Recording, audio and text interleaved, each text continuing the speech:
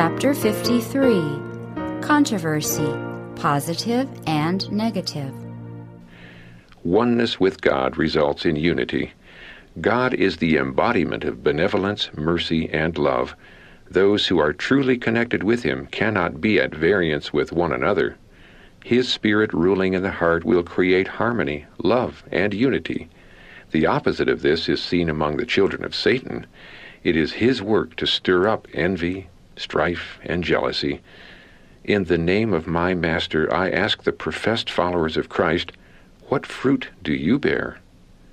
Sowing and reaping dissensions. He who scatters the seeds of dissension and strife reaps in his own soul the deadly fruits. The very act of looking for evil in others develops evil in those who look. Satan delights in contention. Satan is constantly seeking to cause distrust, alienation, and malice among God's people. We shall be often tempted to feel that our rights are invaded when there is no real cause for such feelings. Contentions, strife, and lawsuits between brethren are a disgrace to the cause of truth.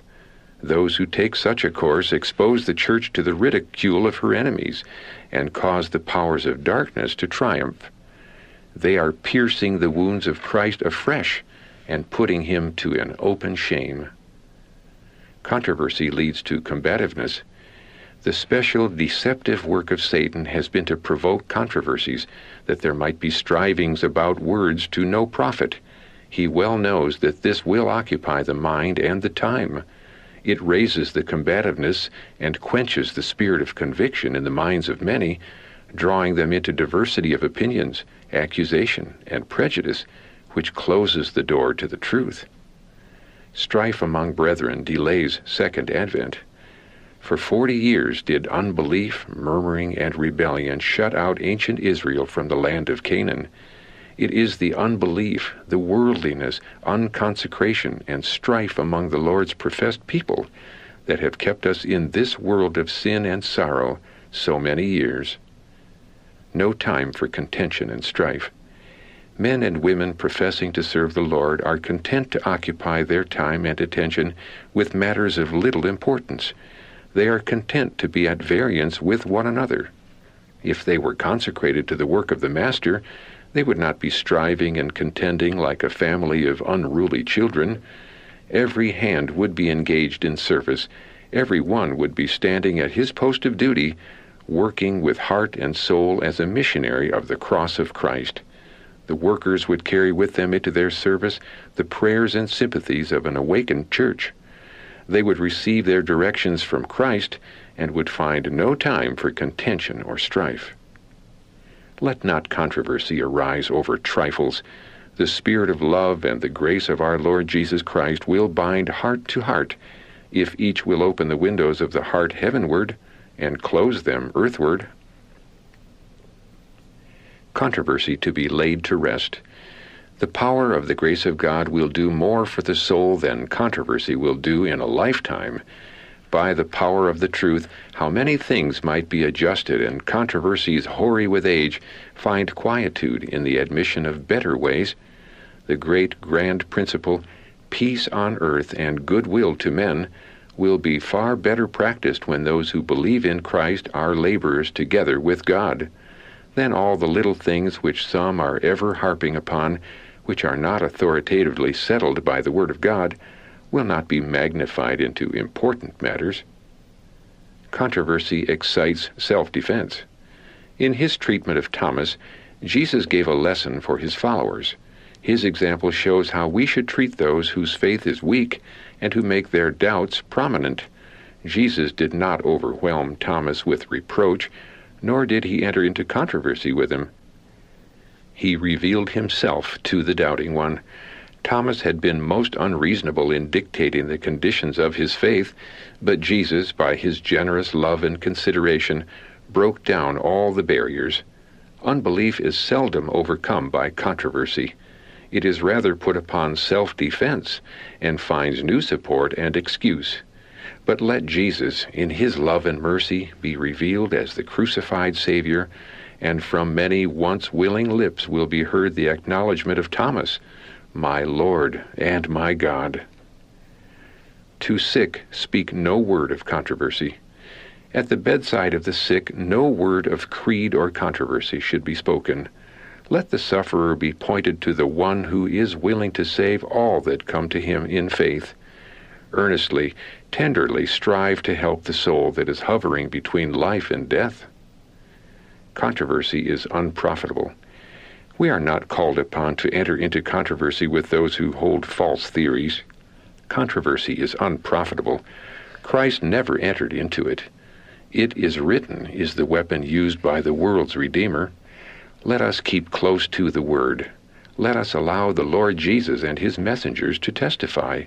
We know that their testimony is true. Controversy seldom softens. The many argumentative sermons preached seldom soften and subdue the soul. Positive approach more powerful. Do not cherish a spirit of controversy. Little good is accomplished by denunciatory speeches. The surest way to destroy false doctrine is to preach the truth. Keep to the affirmative. Let the precious truths of the gospel kill the force of evil. Show a tender, pitiful spirit toward the erring. Come close to hearts. Controversy that awakens minds. In every age, God's chosen messengers have been reviled and persecuted. Yet through their affliction, the knowledge of God has been spread abroad.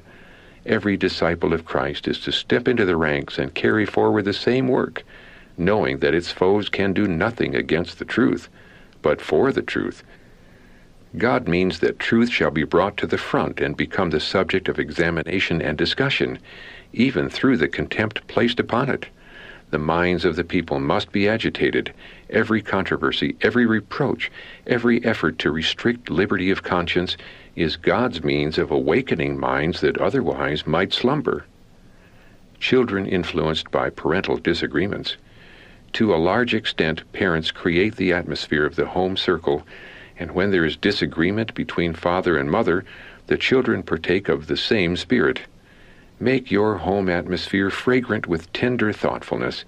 If you have become estranged and have failed to be Bible Christians, be converted, for the character you bear in probationary time will be the character you will have at the coming of Christ. Contention breeds trouble. As a family, you can be happy or miserable. It rests with yourselves. Your own course of action will determine the future. You both need to soften the sharp points of your character and to speak such words only as you will not be ashamed to meet in the day of God. You may contend about little things that are not worthy of contention, and the result will be trouble. The path of the upright is the path of peace. It is so plain that the humble, God-fearing man can walk in it without stumbling and without making crooked paths. It is a narrow path, but men of different temperaments can walk side by side if they but follow the captain of their salvation. Scolding and fretting create rebellion. Harsh, angry words are not of heavenly origin. Scolding and fretting never help. Instead, they stir up the worst feelings of the human heart. When your children do wrong and are filled with rebellion and you are tempted to speak and act harshly, wait before you correct them. Give them an opportunity to think and allow your temper to cool. As you deal kindly and tenderly with your children, they and you will receive the blessing of the Lord.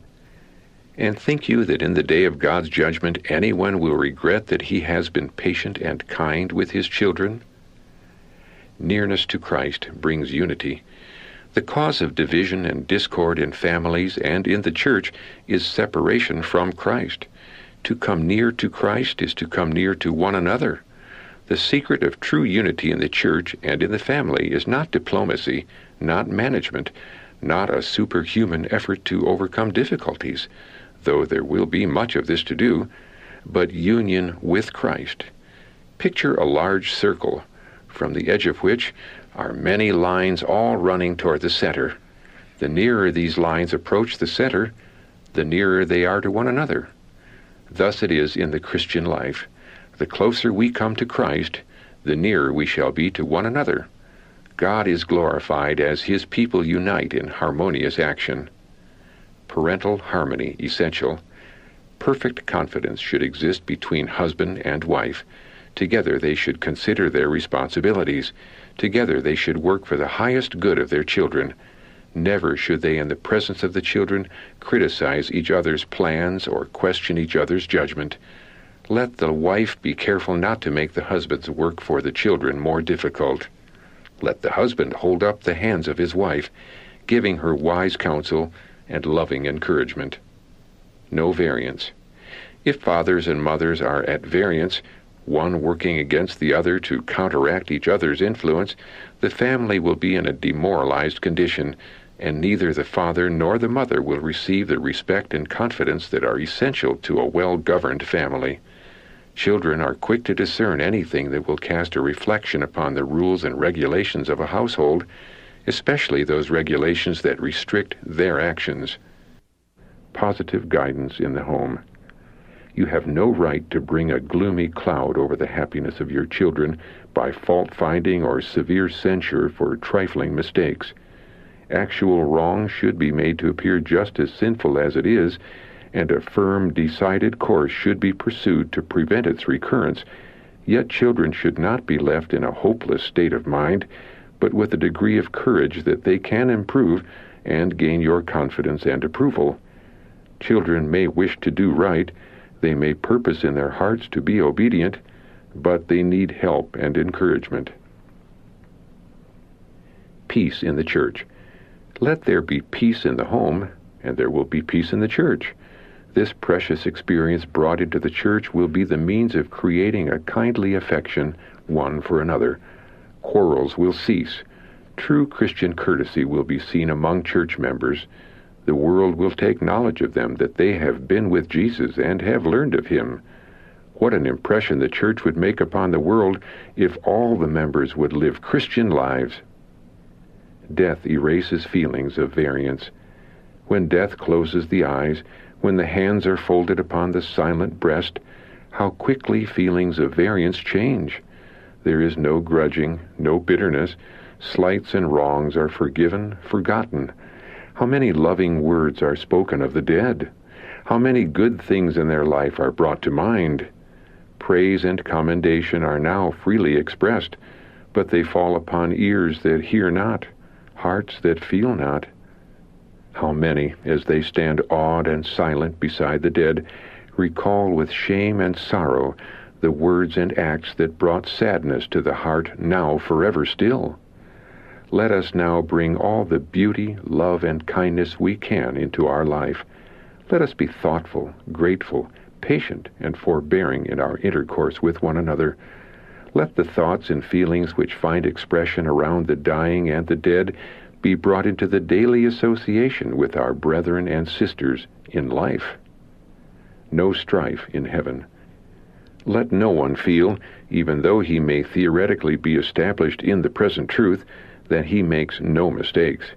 But if mistakes are made, let there be a readiness to correct them, and let us avoid everything that is likely to create dissension and strife, for there is a heaven before us, and among its inhabitants there will be no strife.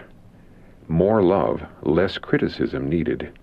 Differences of opinion will always exist, for every mind is not constituted to run in the same channel. Hereditary and cultivated tendencies have to be guarded, lest they create controversies over minor matters. Christ's workers must draw together in tender sympathy and love. Let not anyone think it a virtue to maintain his own notions and suppose he is the only one to whom the Lord has given discernment and intuition. Christian charity covers a multitude of things which one may regard as defects in another. There is need of much love and far less criticism. When the Holy Spirit is manifestly working in the hearts of ministers and helpers, they will reveal the tenderness and love of Christ. Not to attack individuals. By some of our brethren, many things have been spoken and written that are interpreted as expressing antagonism to government and law. It is a mistake thus to lay ourselves open to misunderstanding. It is not wise to find fault continually with what is done by the rulers of government.